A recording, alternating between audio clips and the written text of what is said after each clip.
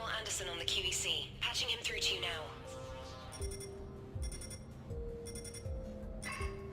Shepard. Admiral, how are you holding up? Day by day, Commander. Yeah. Hackett sent me a message about this apartment. I want you to have it. Take it off my hands. Are you serious? You need a place that's yours. Somewhere to recharge, clear your head. Kaylee wanted us to settle down there. Thing is, the longer I'm on Earth, the less I want to leave. And I want as few loose ends out there as possible. Like I said, you'd be doing me a favor.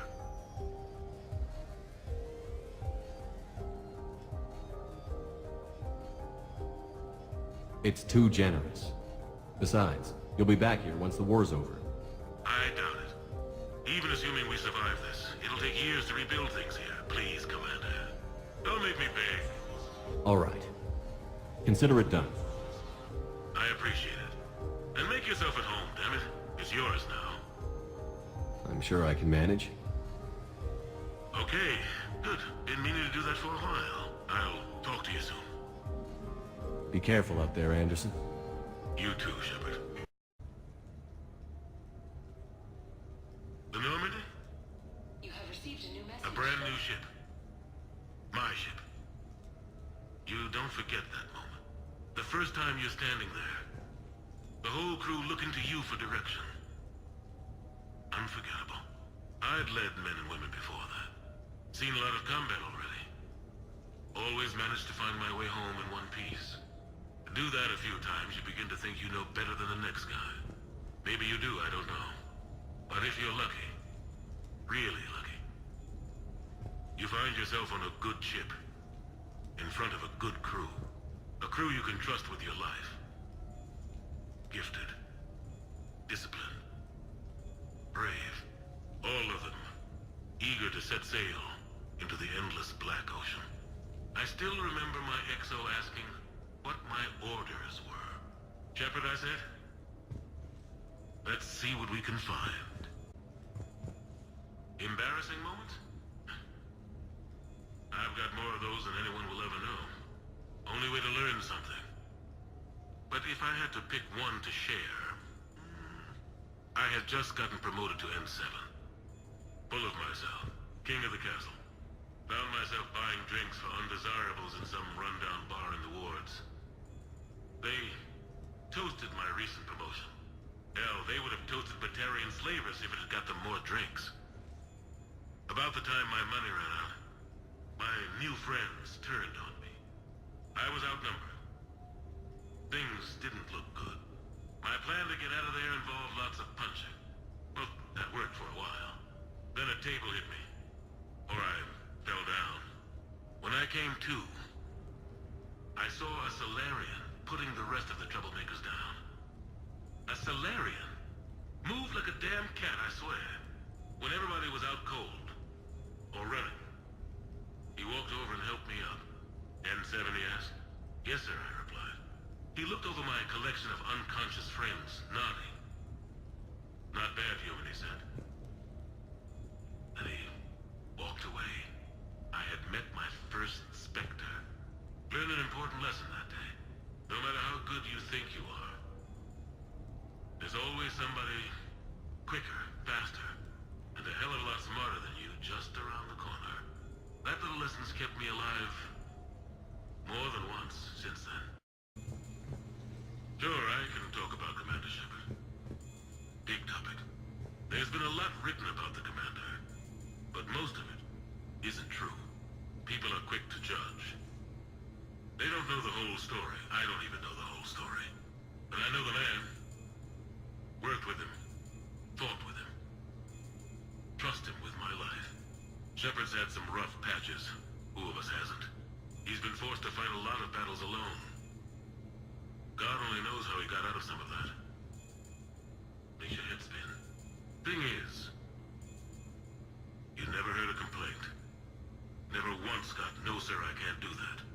He never hesitated. Few people know what Shepard's been through. I'd like to think I come pretty close. And I worry sometimes he forgets. There's a whole bunch of people who lose sleep over him getting back home. Maybe it doesn't need to be said.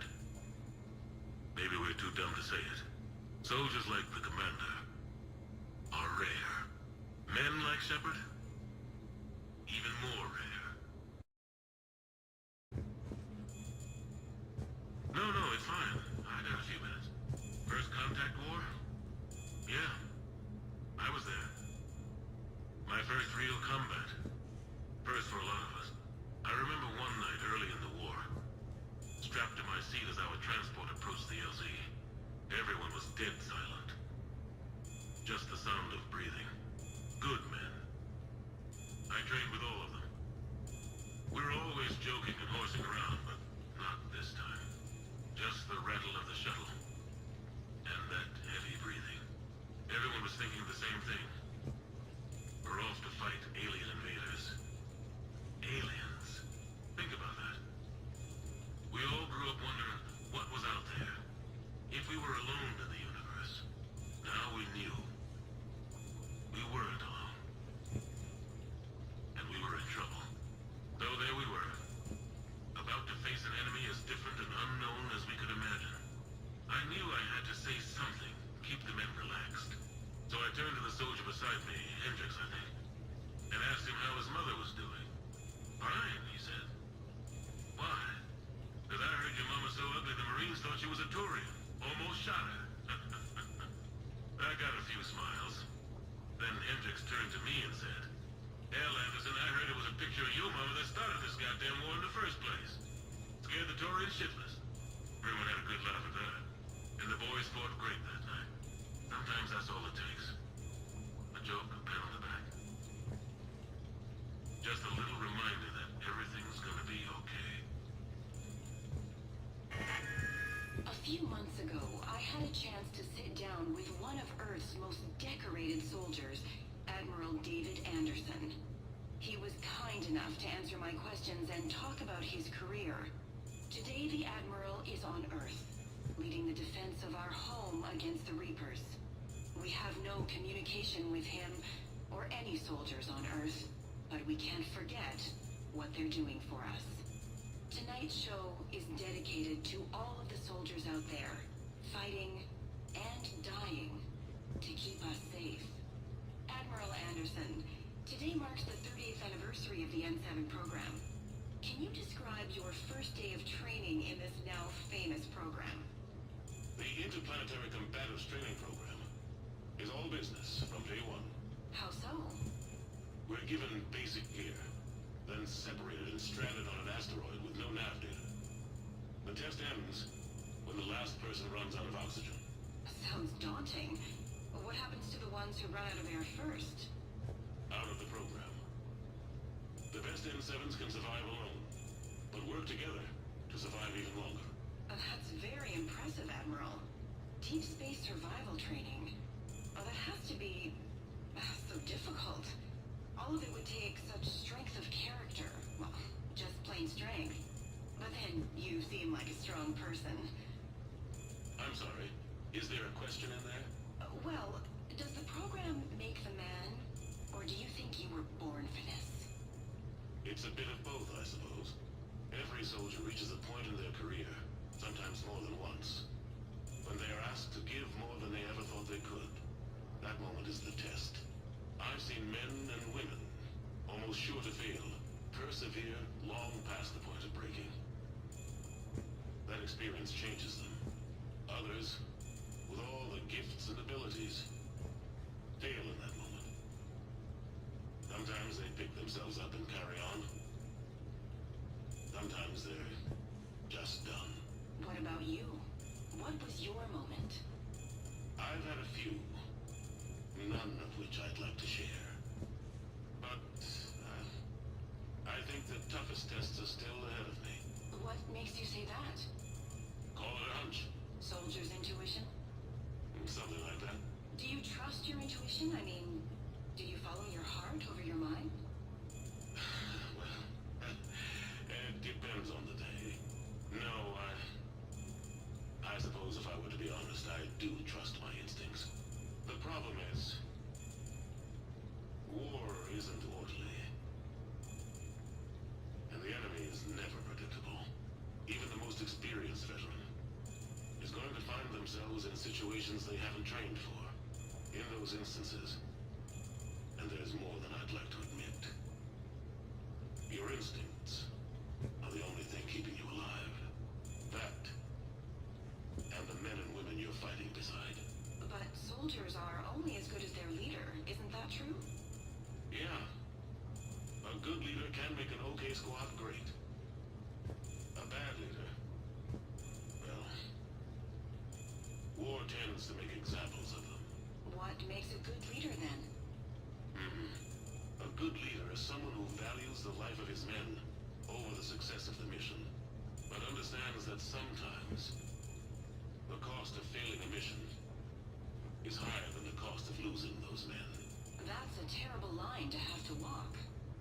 Yes, it is. But war is a terrible thing. Thank you for your time, Admiral. Thank you. The remainder of this interview was to take a more personal look at Admiral Anderson's life. It wasn't finished when the Reapers invaded. We can only hope that the Admiral and the soldiers under his command survive to tell us the rest of their stories. I'm Khaleesa Al-Jilani. Thank you for watching.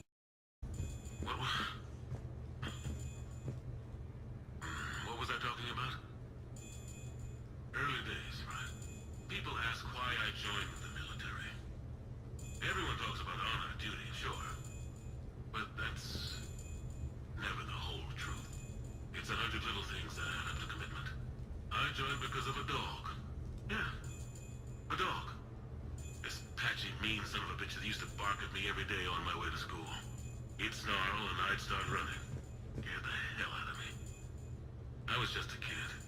I remember being in a bad mood one morning.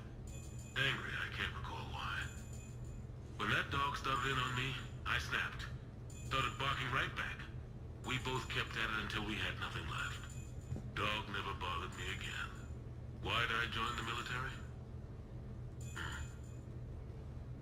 Sometimes you just gotta howl to make things right. Okay. I have your new questions here. As a leader, do I ever feel that the ends justify the means? Spirit of law over word of law. I'm not going to touch that with a 10-foot pole, but I think I know what you're after. You're referring to the way I, arranged to have the Normandy released to Commander Shepard before the Battle of the Citadel. I'm not sure how valuable hindsight is to the military. Obviously, it worked out for the best. Without the Normandy and Commander Shepard free to do what they needed to do, what we needed them to do, Saren might have taken the Citadel. I think it's clear what a different galaxy this would be if that had happened. I did what I had to. If I had been wrong, I would have gladly accepted the repercussions. The real trick is never being wrong. If you're looking for more action and less philosophy in these notes, let me know. You asked me to talk about the SSV Normandy, the Normandy SR-1. As commander of the Tokyo, I was consulted on the Normandy's design, and on board for her initial training exercises. The average person probably doesn't know that the Normandy was a joint project with the Taurians. Acting CO, Eli Xander, was no diplomat. She ran out of patience with Taurian posturing and politicking during construction. The chief architect of the Drive Corps, Octavio Tatum, and his team of Taurian engineers were in the CIC for final training exercises. Tempers flared when Xander pushed the limits of the stealth system, waiting to vent the IES well past what Tatum was comfortable with. I tried to calm the situation, but it still ended with the Taurian scientist in shackles and a human-Taurian fistfight at Korra's den later. Funny now, when I first laid eyes on the Normandy, she was the most beautiful thing I'd ever seen. Day after that training run, Admiral Wright found me on the bridge. She's yours, he said. Can't trust her to Xander. Send me a list of crew from the Tokyo you'd like, and prep for your first mission. Short command thanks to Saren. Still, one of the highlights of a long career.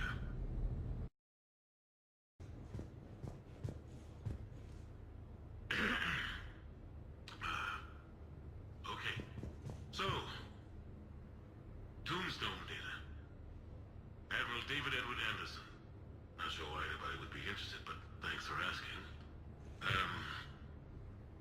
I was born in London, June 8th, 2137. The last of 3 children born to Ursula and Paul Anderson. A nurse and a flight mechanic, respectively. But that's a little dry. And someone's gonna spice this up, right? Never been much for the spotlight. Anyway, where was I? It was a second marriage for my parents. They were almost 50 by the time they had me. My mother worked shifts, so my father would often take me to the base. While he worked, I watched transport ships and fighters take off. Worked his whole life around space travel, my father. But he never left Earth. Not for a day. He was a good man. But that's just a side note. Don't put that in. Who is it, Kaylee? Yes, I need to take that. I hope this is what you're after. I'll get to the more interesting N7 stuff next time. The Turians. Well, I might not always see eye to eye with the politics and the individual, but I have a great respect for the Turian military. Any Alliance soldier lucky enough to take part in their training programs will certainly be better for it. Their precision, skill, and discipline come together in a way that's second to none. Not that I'm faulting our own people or training. It's just that after fighting Turians in the First Contact War, years later, I had the opportunity to observe and train on Paladin. It was a turning point for me. And I would encourage any soldier to try it. It's a unique experience to put yourself in the squad of a Turian commander. My commander was an uncompromising bastard named Bartix Oryx. If you can find him, just ask how the platoon I commanded was trounced in his strategy game. Humbling. But I've used what I learned that day many times. The xenophobes will have their say. But I think it's vital that we do more of this kind of cross-species training. There you go. And if you do find General